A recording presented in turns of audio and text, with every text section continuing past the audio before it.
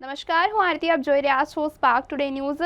મહાશિવરાત્રિ એટલે કે શિવજીને પ્રસન્ન કરવાનો દિવસ કે જ્યાં દેવાદિદેવ મહાદેવને પ્રસન્ન કરવામાં આવે છે. મંદિરોમાં પૂજા અર્ચના થાય છે, તેમજ જળ અભિષેક હોય ત્યારે અનેક રીતે તમામ જે કહી શકાય કે તેમના ભક્તો છે ભોલેનાથને પ્રસન્ન કરવાના પૂજાપાઠ કરતા હોય છે. ત્યારે વર્ષોની પરંપરા મુજબ ઓમકારેશ્વર મહાદેવ ઊખી મઠ કે જ્યાં દર વર્ષની પરંપરા મુજબ પૂજા વિધિ કરવામાં આવે છે, જ્યાં ભોલેનાથ કહી શકાય કેદારનાથ મહારાજ 6 મહિના બિરાજમાન થાય છે. ત્યારે તે જે પવિત્ર સ્થળ છે તેને સજાવવાનું સૌભાગ્ય આપણા વડોદરા શહેરને મળ્યું છે, જે આપણા માટે ખૂબ જ ગર્વની વાત કહેવાય. ત્યારે કહી શકાય કે આપણા મહાદેવને પ્રસન્ન કરવા માટે વડોદરા શહેરને એક ગૌરવવંતી વાત જે બહાર આવી છે, જેમાં ઊખી મઠ કે જ્યાં મહાદેવ 6 મહિના બિરાજમાન થાય છે તેમને સજાવવાનો મોકો આપણા વડોદરા શહેરને મળ્યો છે, જે આપણા બધા જ માટે ખૂબ જ ગૌરવની વાત છે. આવતીકાલે મહાશિવરાત્રિના પાવન પર્વ નિમિત્તે વર્ષોની પરંપરા મુજબ ઓમકારેશ્વર મહાદેવના મંદિર ઊખી મઠ પર જ્યાં કેદારનાથ મહાદેવ 6 મહિના વિરાજમાન થાય છે, ત્યાં કેદારનાથના 2024ના કપાટ ખોલવાની તારીખની પૂજા વિધિ બાદ જાહેરાત કરવામાં આવી.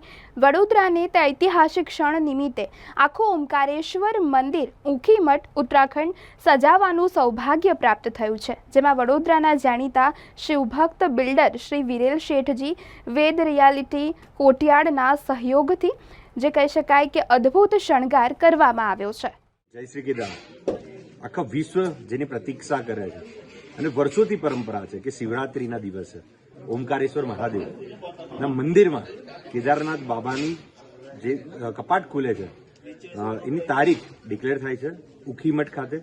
આજે ઊખી મઠને શણગારવાનું, કારણ કે આવતીકાલે શિવરાત્રી છે અને ફૂલોથી સજજ જ્યારે દર વર્ષે કેદારનાથ પણ સજે છે, તો આ વખતે કપાટ ખુલવાના પ્રસંગ નિમિત્તે આખું વિશ્વ ઉત્સવ જ્યારે આ દિવસનું ઉજવવાનું છે, ત્યારે વડોદરાથી ટીમ રેવોલ્યુશન દ્વારા અને વિરલભાઈ દ્વારા કોટિયાડ ગ્રુપના એમના સપોર્ટથી સહયોગથી અમે લોકોએ આખું મંદિરનો શણગાર કર્યો છે અને સુશોભિત દરેક ક્ષેત્રે કોઈ પણ કમી બાકી ના રહી જાય એના તમામ પ્રયત્ન રાખ્યા છે.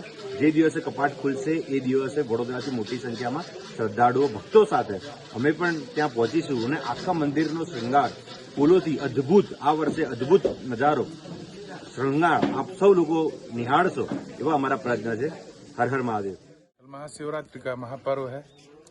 भगवान के श्री धाम के कवाट खुलने का मुहूर्त तय होता है और प्रातःकाल से ही इस दिव्य स्थान पर, जहां भगवान शिव की यह पंच केदार की दिव्य गद्य स्थली, भगवान श्री केदारनाथ, द्वितीय केदार श्री मदमेश्वर जी का दिव्य स्थान, महाराजा मानधाता जी की तपस्थली और भगवान शिव के प्रणव रूप ओमकार का यहाँ पर दिव्य दर्शन है.